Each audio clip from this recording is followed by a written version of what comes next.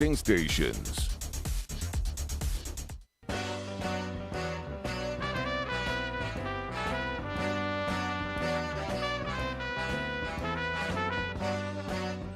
It's time for Wallow and Friends on Sports 56, presented by Homer Skelton Hyundai. Here's your host, the voice of the Tigers, Dave Woloshin. Welcome to the frozen city of Cincinnati. That's about 19 degrees. I look from my hotel room in the Westin down on the Fifth Third UC ice skating rink where they have lots of celebrations. And, J-Mo, would you consider Cincinnati big town, kind of a medium-sized town? I know they're an NFL and Major League Baseball town, so they can't be too small. It's like a metro conference town. That's the way I would describe it. Kind of like Miami and Louisville and Memphis. I kind of categorize them all the same. I like that. That's good. And I would have to say it's a big city. It's a Midwest city, but it has a small townish flavor. And believe it or not, the Cincinnati Bengals didn't fly home from Los Angeles after the Super Bowl until after the Tigers had arrived. And the coverage they had on their arrival, which was right around sunset. So one of the television reporters on the NBC affiliate here was saying, God gave the Bengals a gift of an orange, because that's their color, sunset. And it was gorgeous as they were landing. And then thousands of people were at Paul Brown Stadium, which is not too far from this hotel, maybe a mile. And there were more people there greeting them home after the Super Bowl loss than greeting them after their AFC championship win. It was really quite impressive. And, of course, they are thinking this will become a regular happening for their city because Joe Burrow is just in his second year. This could be multiple times, as Joe Burrow himself implied, multiple times that they will be enjoying championship-type competitions. They just have to take it that one last step. But it really impressed me. Thousands of people in the cold. When they arrived yesterday, it was in the low 20s, all bundled up and ready to say hello to their fallen warriors. But it was terrific. The Tigers, of course, have shown up in this city to win their sixth game in a row. It'll be a 70s throwback night at Fifth Third Bank Arena, also known as the Shoe. And that, of course, will be tonight at 6 o'clock Memphis time. And by the way, the Grizzlies also trying to win for the sixth game in a row. That will be down in New Orleans. And you know what else is going on tonight besides the Grizz and the Pels, J-Mo? What's that? It's the beginning of Mardi Gras. So there are going to be tons of people down in New Orleans. And the Grizzlies, obviously, are hoping for good things here. You realize the Grizzlies have now won 40 times before the All-Star break. That does not include the two more opportunities they have. So they play the Pelicans tonight. They're 4-point favorites. They will play at home against the woeful, I guess I can say, Portland Trailblazers because, you know, they've traded one of their big guys. They don't seem to be a team that was playing for this year anymore. And so Memphis should be absolutely, positively the favorite in that game. If that's the case, they would be 42-18 through 60 games. Do you know, J-Mo, what the Grizzlies' best all-time franchise record for wins is? For the whole season or to this point? For the whole season, you're saying? For the whole regular season. I really don't know. I'm going to say 59 wins. No, too high. The Grizzlies' best record in the regular season was 56-26. That particular number is absolutely within their sights. I mean, the team rankings gives them a 98.7% chance of winning their division. They're 6.5 up on Dallas. They've never done that. They're going to win their division for the first time. So there'll be a banner in FedEx Forum that says they have won their first division. I can see this team. So if you're 48-2, I mean, that's pretty much, you should get, I think, to 60 wins. Isn't that possible? It's certainly attainable, more than attainable. I would think you could get to 60 wins. So, I think you certainly are eyeing your franchise best record this season for sure. So you'd have 22 games left. If you win the next two, which you'll be favored to do, 48. To get to 60, you only got to win 12 in 22 games? 12 and 10. I mean, I think 60 is there. I think they could obliterate the 56 and 26 regular season record for sure. I think that is there to be had. And of course, with the Tigers tonight, they have won 5 games in a row. They are in several bracketologies as being in. Joe Lunardi has them now as one of the team's last 4 in. Now, it's the last of the last 4 in. They got a quad 2 chance tonight. The Bearcats net is at 78. Cincy has lost 2 of their last 3, including getting beaten by the worst team in the American, Tulsa. And they lost that game by 6, and then they got absolutely walloped a little earlier. In this 3-game stretch, they got walloped by Houston. I mean, it was embarrassing, I guess is the best way I could put it. 80-58. So this is a defensive team. They gave up 80 points to the Bearcats. They gave up 87 to Memphis in the Tigers' win at FedEx Forum. And their only win in that stretch was at South Florida, which is the second worst team in the American. And then they lost at Tulsa by 6, and they gave up 83 points in that game. So they are reeling a little bit. However, Dave, it wasn't 70s night on those nights in Cincinnati. No, and that's what they're doing. You know, they're going back, and they're taking out these white jerseys they used to wear, no black in them. And they have a red, I'm pretty sure it's red, cats for Bearcats on the front of the jersey. And the Tigers are going to counter with the Memphis States. The Memphis State blue unis. This year, because I don't know beyond this year, but do you know what the Tigers are in those jerseys this year? Undefeated? 2-0, there baby. You go. 2-0.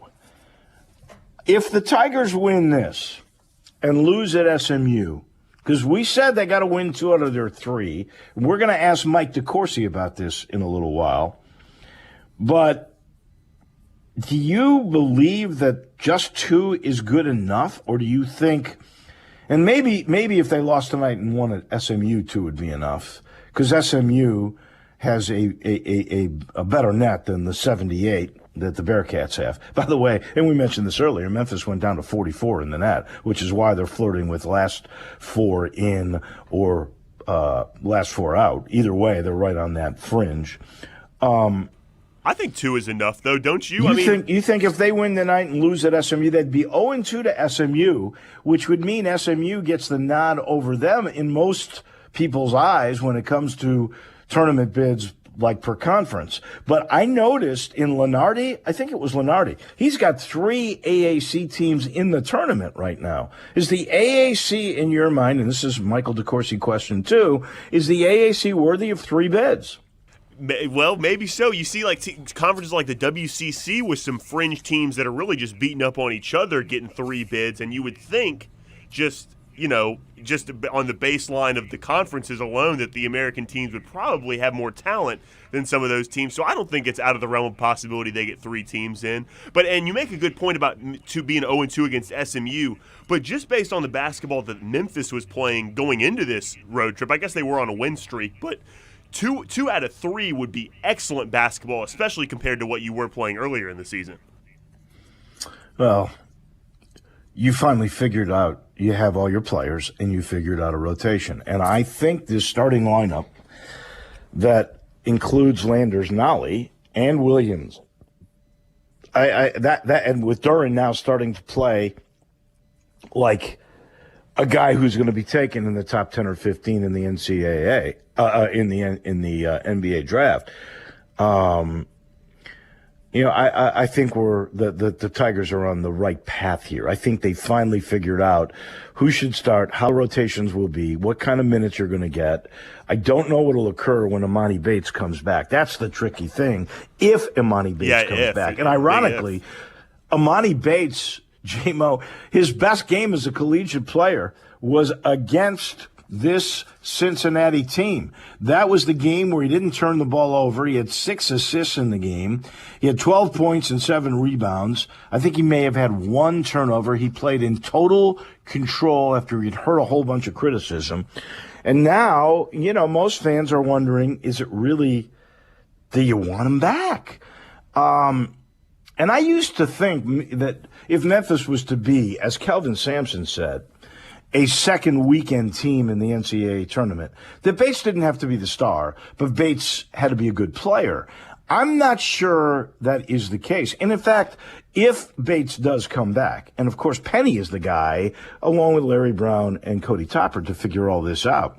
But the minutes you would think that he might get, if you have him come back on the team when he's healthy, and Penny sure sort of said to the ABC announcers after the game that he's welcome back when he's healthy. Wouldn't you give him some of the minutes that you're giving Tyler Harris? Although I must say after the last 8 games, Tyler Harris is averaging 13, but it seemed as if Tyler is going to struggle against big physical teams. Maybe then you would give some of the Tyler Harris minutes to Bates to come in and be a catch-and-shoot three-point shooter. I don't know. How do you think you use Emoni Bates best if he comes back? I like that pairing, but I also would like pairing him with someone, and you would know this better than me, but it seems like based on what I've seen, Emoni has struggled a bit defensively this year, if not just guarding guys, but the communication, the team defense aspect. So maybe pairing him with a guy that complements him in that regard well. Josh Minot's been a guy that's hustled a lot all year, and I know his minutes have gone down a lot, so it'd probably be hard to take minutes away from that guy. But I'm just kind of trying to think along the lines of someone that might complement his game really well. But I also like the Tyler Harris pairing as well. Well, Minot, it's interesting. He's only scored 4 points per game the last couple of games. He's cooled off a little bit. I thought he and Harris both struggled against that Houston physicality, and that's what Cincinnati is known for. But they haven't played that well. And if I remember, Harris played decently in that game against Cincinnati. In fact, he had 3 threes in the game and 20 points. So the physicality did not bother him that particular night. It's going to be interesting to see. The Tigers are actually 2.5-point favorites on the road against this team. It's moved up, Dave. It's 3 now. So it's moving the Tigers' way. Wow. Well, Memphis seems to be getting their groove together. They really do. And we'll see if they do win their 6th in a row, where that moves them up in the pecking order of bracketology. And of course, Mike DeCourcy, from the Sporting News, he is a bracketologist himself. He does it for Fox Sports. So we'll get his take on where Memphis is in all of that. It's interesting. When Memphis was in Houston, their football coach, Holgorsen, he got a contract extension. Hard to believe the same thing repeating itself, but yesterday, Luke Fickell got a contract extension, and if anybody in a group of 5 or in the American Athletic Conference deserves to be a high-paid extended coach, it would be Luke Fickell, who took the very first group of 5 team and made it into the playoff and played well, I think, even in the playoff game that they lost, the semifinals. He got an extension yesterday through 2028 at $5 million a year. That impressed me. He's been making 3.4, so he's been the highest group of 5 coach all along. But to raise you to 5, and by the way, the pool for assistant coaches went to $5.2 million. So that's a $10.2 million investment by Cincinnati on their football staff. That's pretty impressive. And Ryan Day at Ohio State makes $6.5 million. So comparatively to big Power 5 schools, that's a really impressive number. Oh, it's crazy. Well, they're going into the Big 12, which, by the way, do you realize if you look at the Big 12 salaries, Luke Fickell is the highest paid coach in the Big 12 when they get there, if it stays the same, except for Oklahoma and Texas, which will be leaving.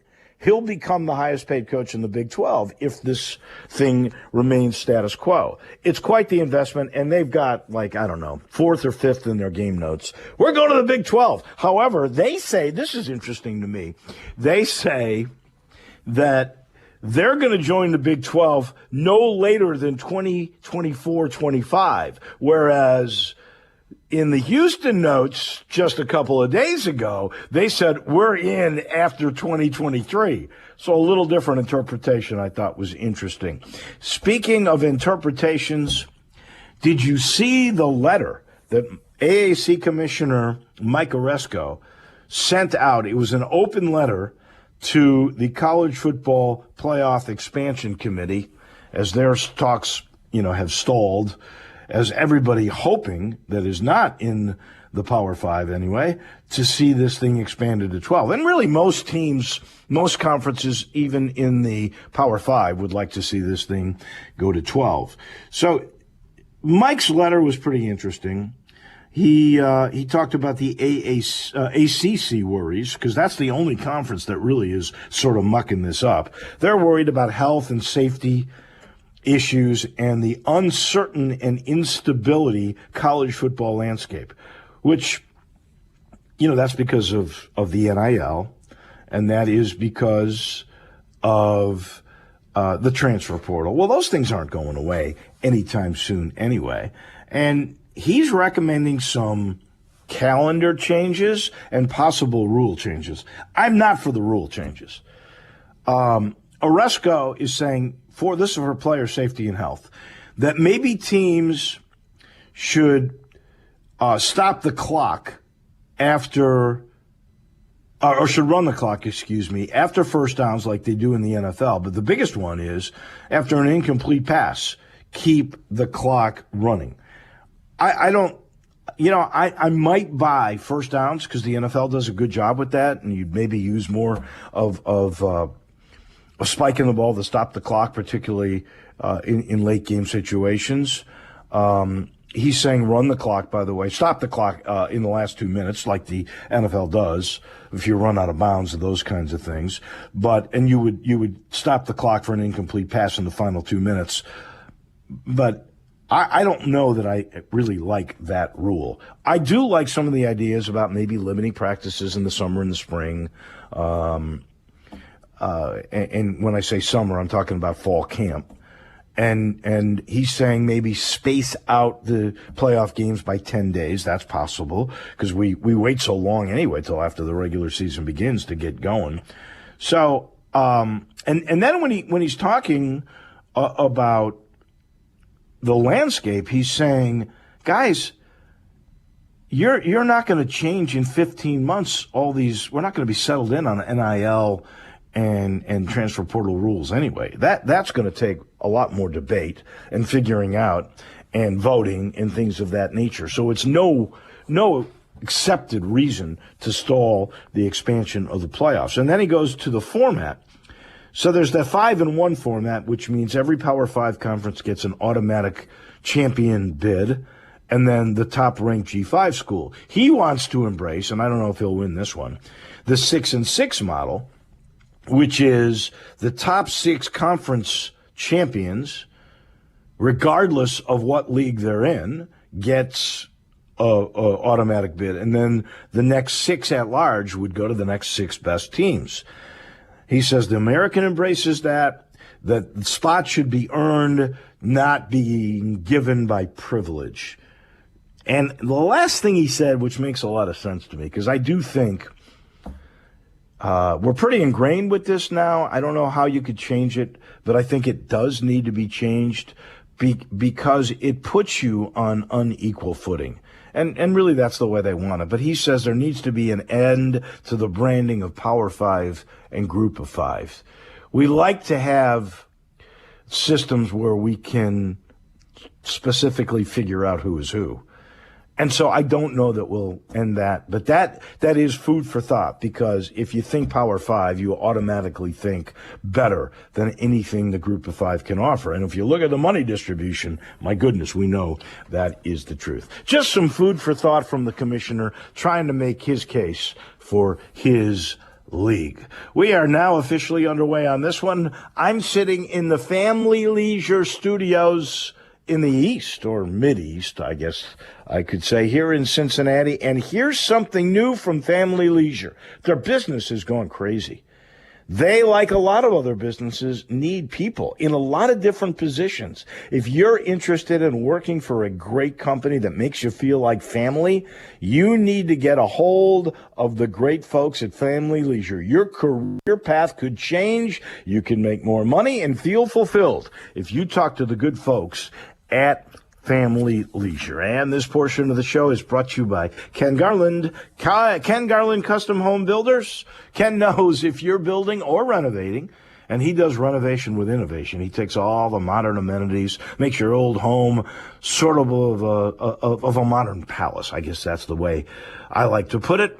And Ken knows what a big decision you're going to make, whether you're doing that renovation with innovation, or maybe you're building your dream home, or maybe you're looking for some land for that dream home, or you don't know how to utilize the land you've got. He's been through it all. He knows. He's been around this for 50 years. He and his dad started this company. If you go to kengarland.com, you'll see all of the beautiful homes they have built throughout all the years, throughout the Memphis metro area. I think you'll love what you'll see, and then you'll love talking to him. 751-1632, that's the number. A rare guy that sees little details and big picture all at the same time. And he's going to work with you. He understands that commitment you're making, and that's why he's always in contact, always constant communication, and he ensures you get what you should expect. Quality construction, on time, on budget. That's Ken Garland, Custom Home Builders. Back in a minute, we'll put a wrap for this year with Jeff Moore. Hard to believe, time flies, but we'll talk Super Bowl and NFL with our friend Jeff Moore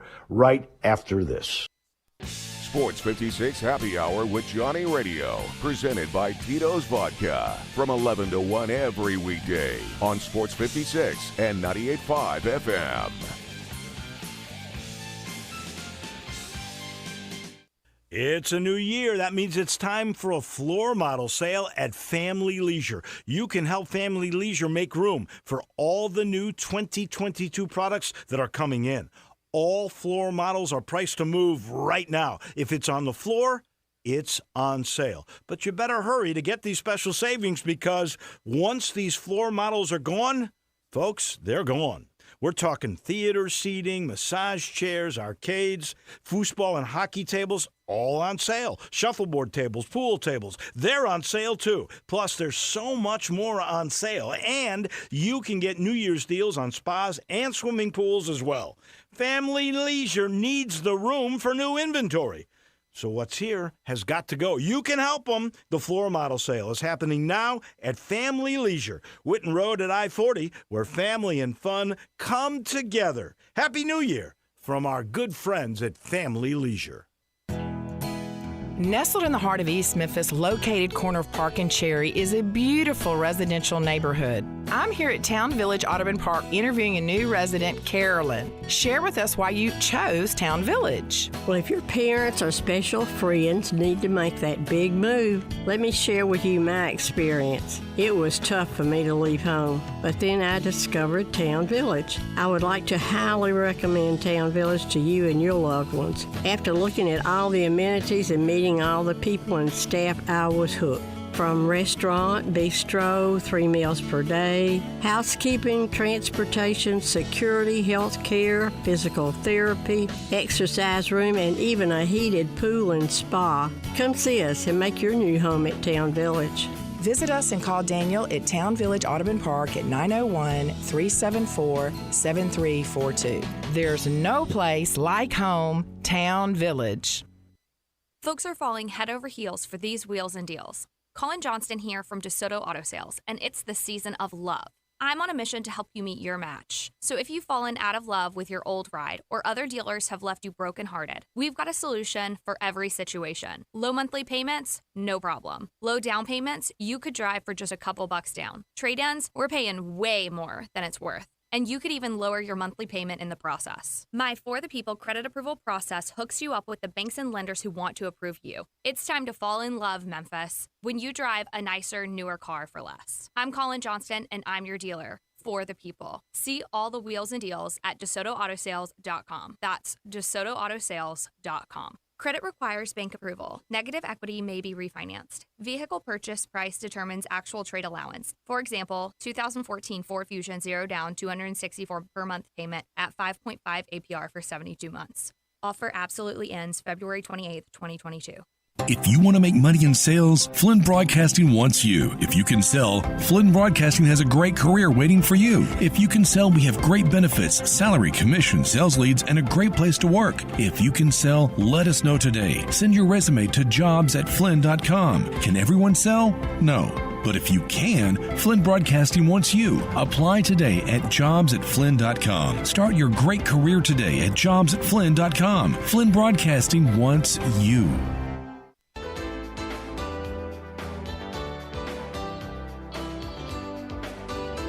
Now, back to Wallo and Friends on Sports 56, presented by Homer Skelton Hyundai. Here once again is the voice of the Tigers, Dave Woloshin.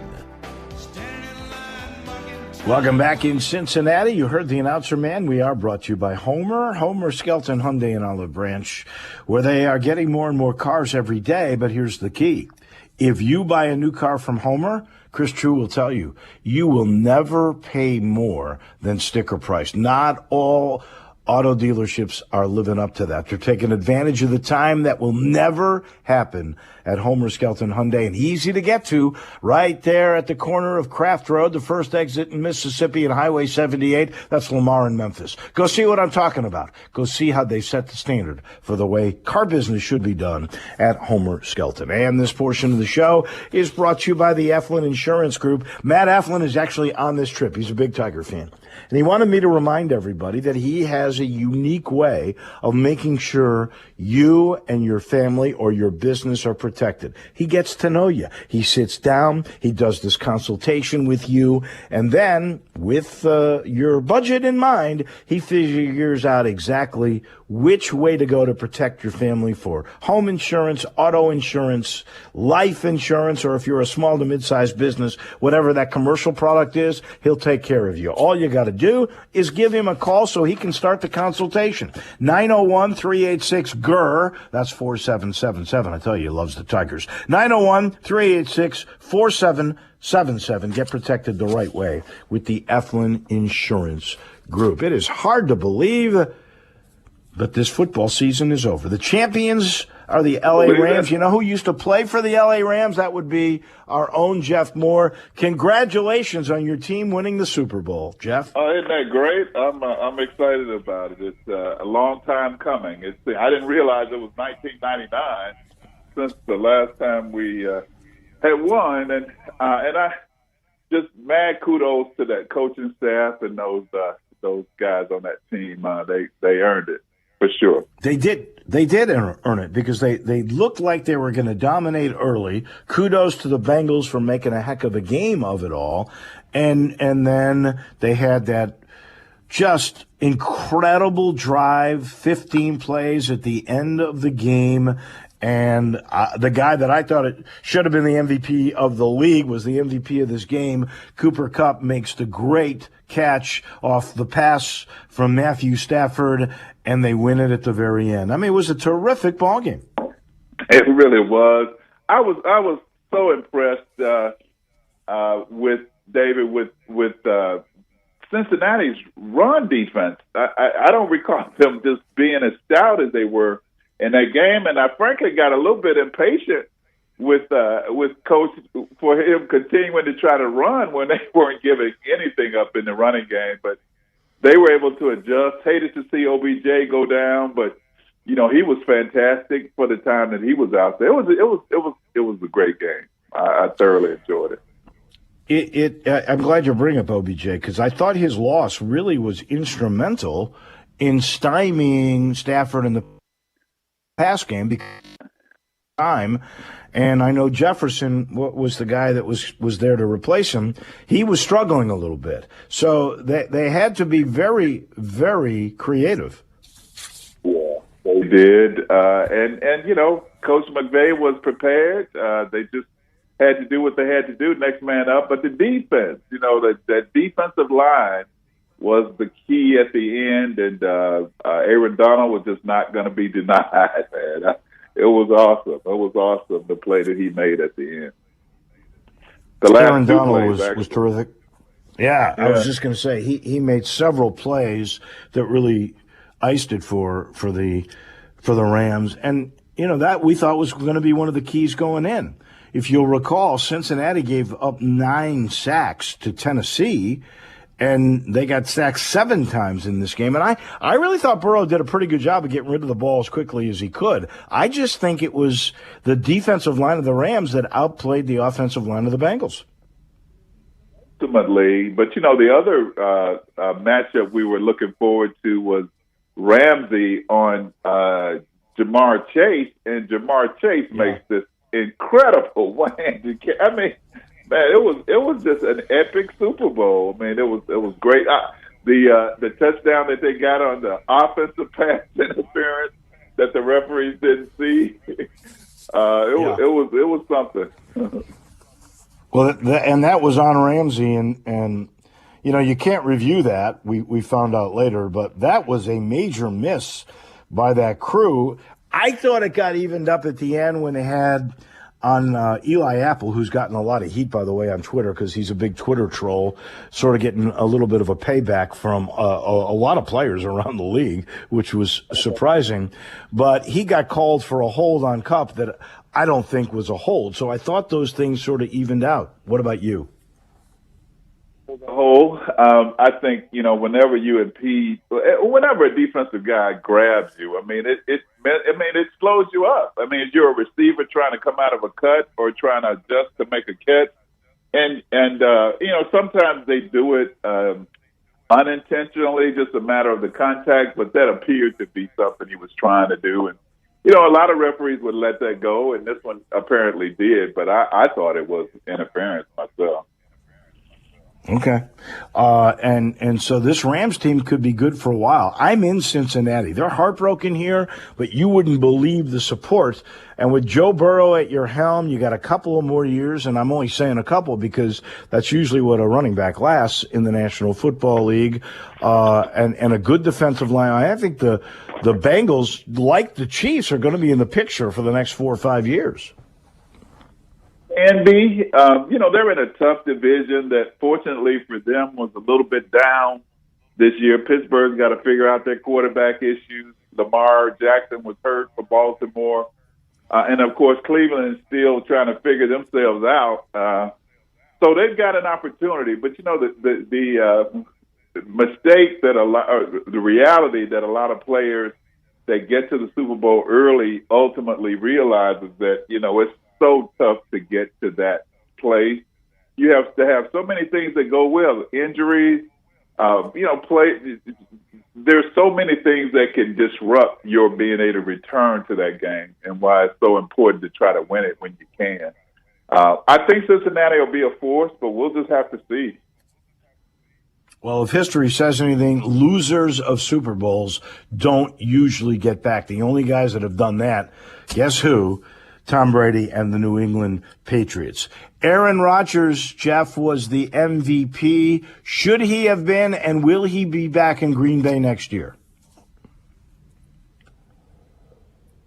I frankly thought Cooper Kupp was the MVP. When I look at the entirety of his season, the records he broke, the year he had, I thought he was the better candidate, but I won't. I think Aaron Rodgers had a great year.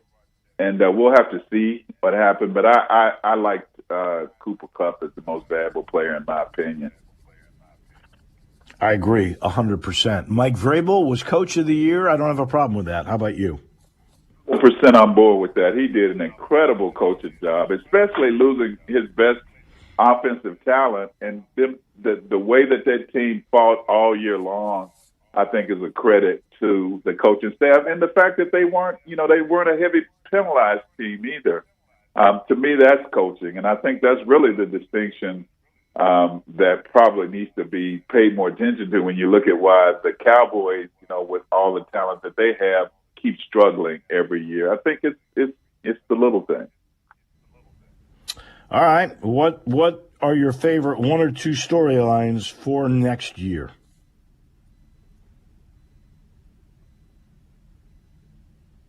It'll be interesting to see if they can.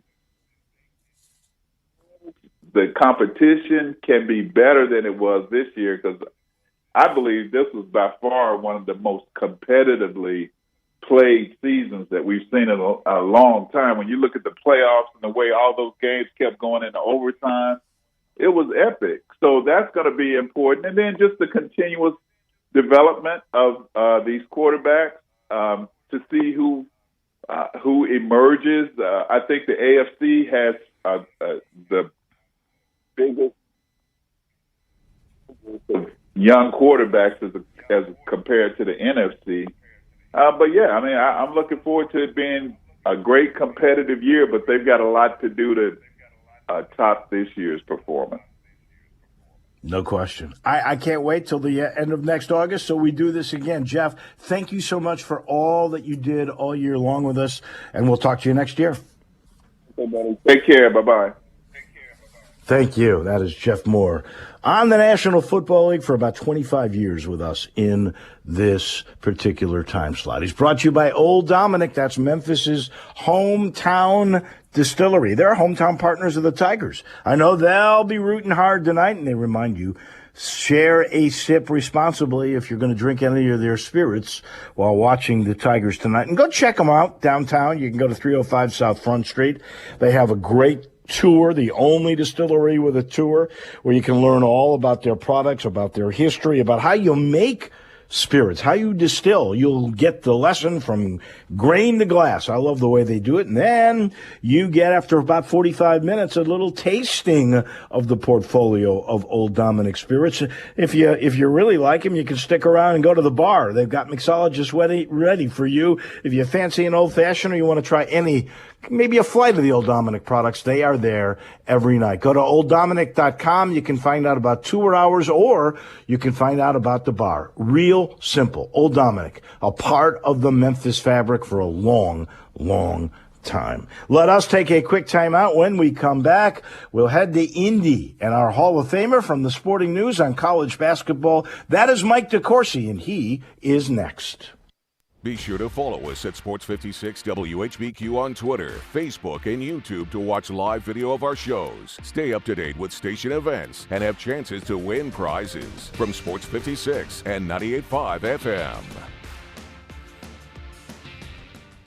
So you need to sell your house? I have the solution. Call 901-406-1101. That's 901-406-1101. Call my buddy Bill at I Buy Houses. Any house, any area, as is. It's literally as simple as that. Just pick up your phone, call 901-406-1101. That's 901-406-1101. Call my buddy Bill at I Buy Houses. Guaranteed to close in 5 days. If you need to sell your house fast, call Bill at 901-406-1101. That's Bill at I Buy Houses.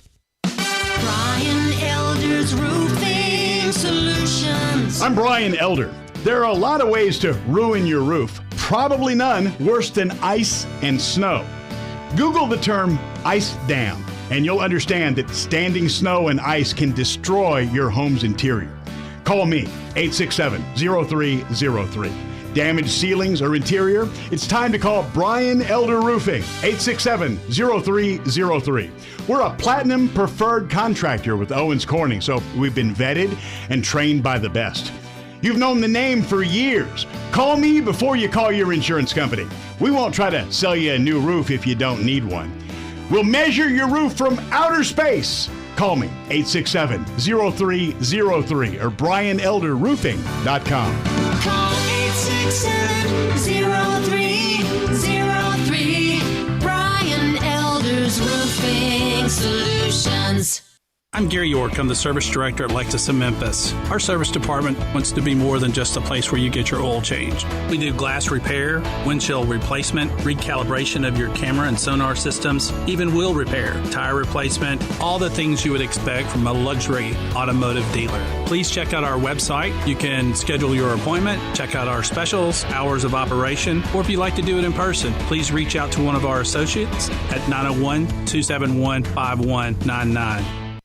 Get in the swing of things. Grab your friends, your clients, your employees, and go enjoy everything you love about Topgolf in a luxury suite while at Memphis' only Topgolf Swing Suite at Erling Jensen's Small Bites. Topgolf Swing Suite is an immersive social experience offering guests a luxury private lounge to enjoy Erling Jensen's extraordinary food and beverage service, all while playing a selection of games in a one-of-a-kind simulation day. Topgolf Swing Suites are great for work outings, celebrations, or just getting together. It's fun for the whole family. It's fun for golfers and non-golfers alike. They have more than just golf. They have soccer, baseball, zombie dodgeball, football, and more. Located at 5069 Sainterland, adjacent to the Doubletree East Memphis. Check us out at SwingSuiteMemphis.com or call us at 901-58-SWING. Again, that's 901-58-SWING at Memphis' only Topgolf Swing Suite at Erling Jensen's Small Bites. Book your suite today.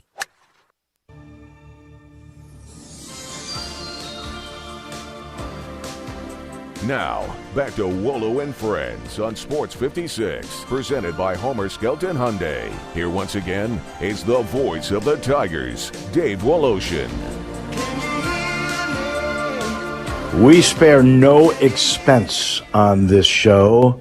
I'm in Cincy. Oh, that's Mike DeCourcy's Old Town. He's in Indy. That's Mike DeCourcy's New Town. We'll talk to him in a second. I should point out a story I did not get to because I love this story. Tyreek Evans, the former Tiger, who's had his ups and downs as a pro, was actually knocked out of the league for violating their anti-drug rules. He was reinstated. He's going to start working out with teams.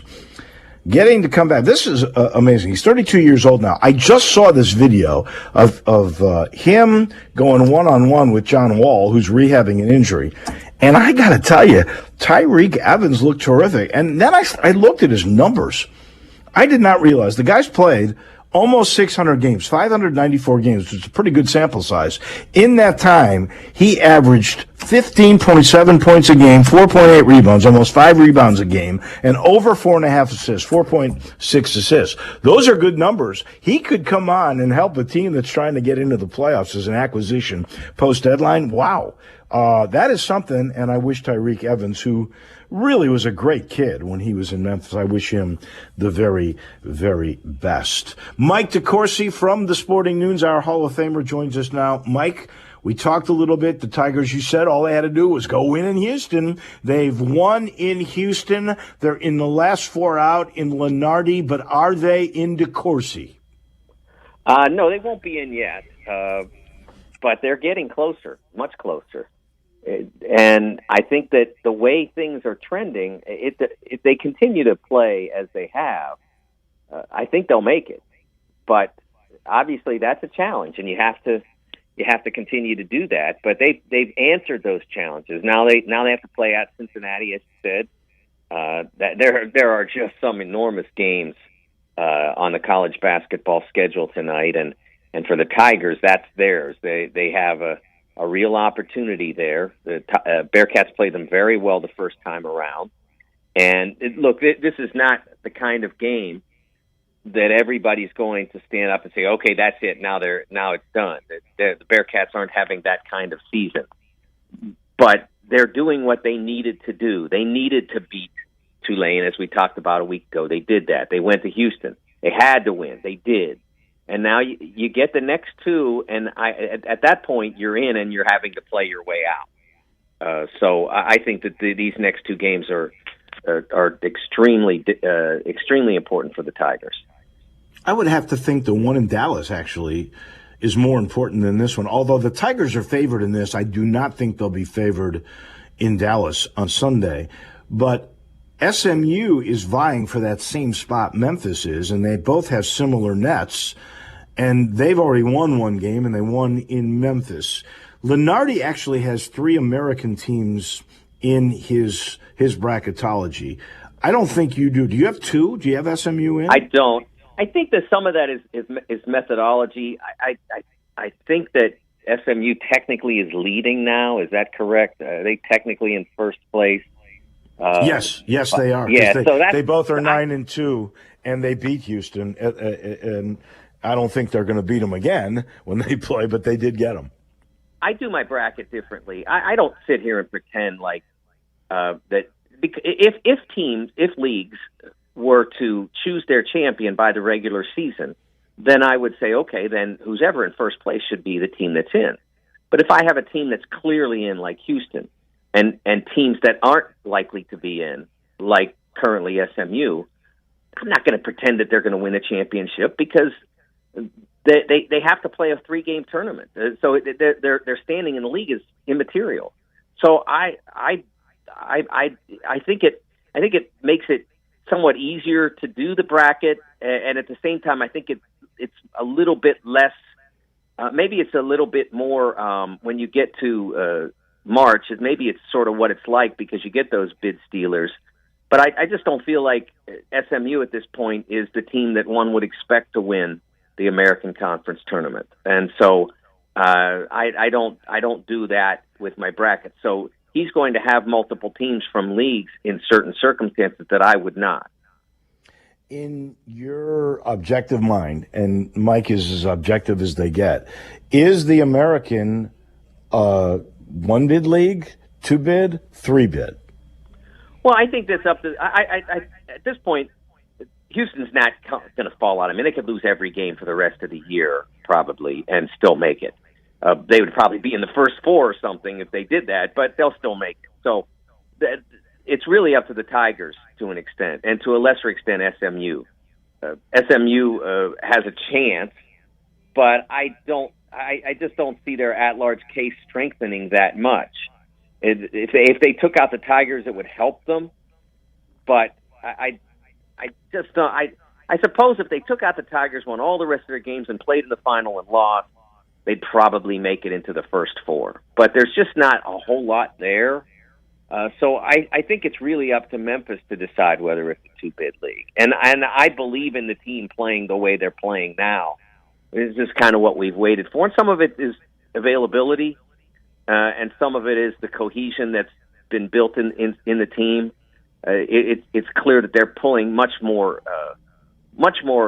strongly in the collective direction than they were previously. When you're using your methodology, and you've already said you sort of forecast who you think will win that tournament, which is very cool, very fair. I get that. Do you look at quad 1 victories or quad 2? How do you do it? For instance, Memphis is 4-2 now in quad 1 wins. They had 0 quad 1 wins a year ago and almost made the tournament. So you would think that would be a big leg up, but they're 1-4 for whatever reason in quad 2. So how do you sort that out with the different quadrants? I think when you get to the last teams in, combining that first 2 quadrants is important. And so because that's where you start. The second quadrant, I don't think, is as important for the teams at the top. You expect them to be clean. If they're not, they're probably not at the top in all the quadrants below 1. You expect that from the teams trying to get a 1, 2, maybe a 3 seed. But with teams at the level where you're just trying to get in, I usually look at those first 2 quadrants and combine them. That's probably the number that's going to say whether you're on the right side of it or the wrong side. And that's why the Tigers are a tough challenge to seed or to select. And the two quad 3 losses hurt as well. Rutgers, for instance, has come on and has beaten a ton of. I mean, they've beaten Michigan State, Ohio State. They won at Wisconsin on Saturday, which now makes people like me take them seriously because it's not just a home deal thing. But they have 7 losses to teams that aren't in my field. The Tigers, I think the last time I checked, had 6. And so that's hard to reconcile. I mean, you're losing to teams that aren't making it. So what do we do with you? And that's like I said, that's why they've made it hard. But that's why they have to play. If they play at the level that they played at for the last 2-3 games, they should win most of the rest of their games.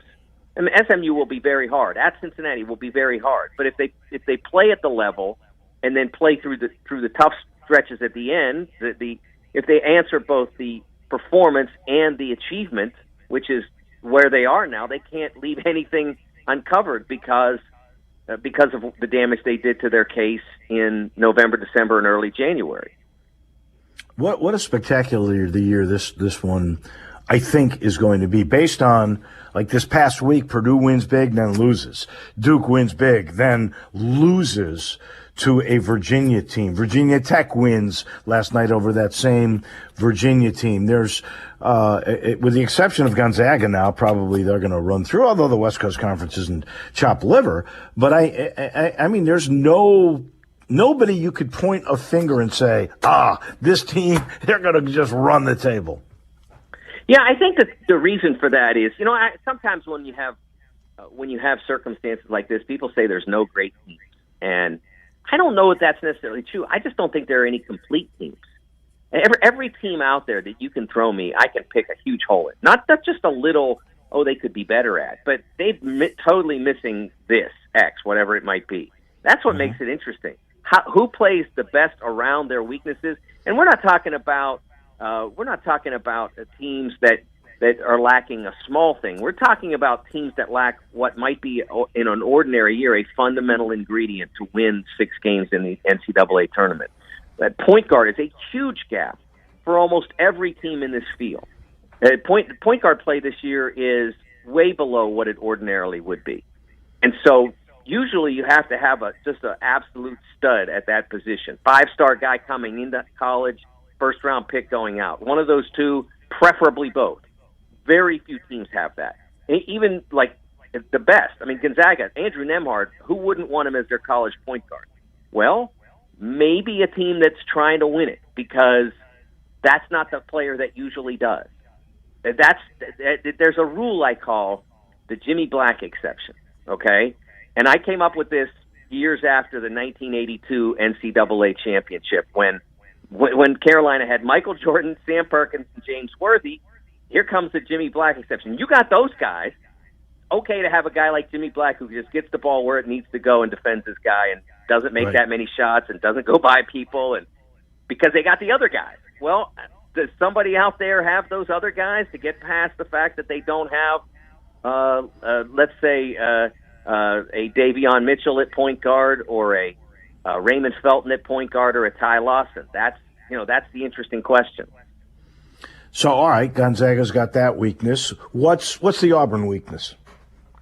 Well, I think to an extent, the Auburn weakness would be similar, although I love the kid. I think he's terrific. He still doesn't meet those two standards. Wendell Green, he's great. It's just like Andrew is. They're both terrific college players, but they don't fit the prototype of the championship point guard. They fit the prototype of terrific college point guards on really great teams that get to the Final Four and just come up a little short. That's what Auburn was 2 years ago with Jared Harper. 3 years ago, I guess now. That's kind of what happens when you get there, is that those last 2 games are just incredibly difficult, because everybody that's gathered in this year's New Orleans is extraordinary, will be extraordinary, and they will have had coaches who are extraordinary, spending 4 days, 5 days, 20 hours a day going through every single piece of tape they can and trying to find the weakness. And what usually separates those teams once they get to that level is a player, a playmaker, somebody that says, yeah, you take away all the plays, but you can't take away me. That's what usually happens. And I don't know whether that's there. I think Green is terrific, but I don't know if he has that. We will be talking more and more about this as time goes on. This was fun, as always, today. Thank you. I know there are a lot of great games tonight, because Memphis is not even on the regular ESPN. It's an ESPN Plus game. So you're going to be busy tonight. Thank you, my friend. Thanks, Dave. That is Mike DeCourcy, our Hall of Famer from the sporting news. So this portion of our show has been brought to you by Conway. Conway Services, heating, cooling, plumbing, electric, and famous for the tune-up. You know by now what the tune-up is all about. That's where they come in, they do a 16-point Super Saver tune-up, which includes now for the wintertime an inspection. Now, we may be getting on the backside of the really cold weather, but if you did not get that particular tune-up, where they come in and they take this camera and they go throughout your system looking for leaks, and then they do a carbon monoxide test, you should. And it's only $69. That's the same amount of money you're going to pay for spring and summer when you turn on your air conditioning system. They throw that in the winter, and they go outside, they get your unit. If it's 2 units, they get that. They get all the leaves and the dirt and the grime out of that, and they make sure your system is running efficiently, and that way your system runs longer. You save money on your MLGW bill. Simple. Call 384-3511, 384-3511. Conway Services, heating, cooling, plumbing, and electric. This was fun in Cincy. Big game tonight for the Tigers. Don't forget, it's early, 6 o'clock. You might have to watch it on ESPN Plus, or you can listen on radio. You know you can do that. That is for sure. We thank Jeff Moore, his final appearance this week, and we thank Mike DeCourcy. I'll see you in studio tomorrow, bright and early. Have a great day, everybody. I know the sweetest thing in Memphis, and I know it's been around for 120